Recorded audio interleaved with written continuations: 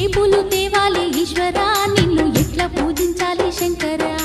ఏ పూలు తేవాలి ఈశ్వరా నిన్ను ఎట్లా పూజించాలి శంకరా కోటి మహిమలతోని కొలువైన కోటప్ప నిన్ను పూజించిన జన్మే ధన్యమయ్యా ఏ పూలు తేవాలి ఈశ్వరా నిన్ను ఎట్లా పూజించాలి శంకరా ఏ పూలు తేవాలి ఈశ్వరా నిన్ను ఎట్లా పూజించాలి శంకరా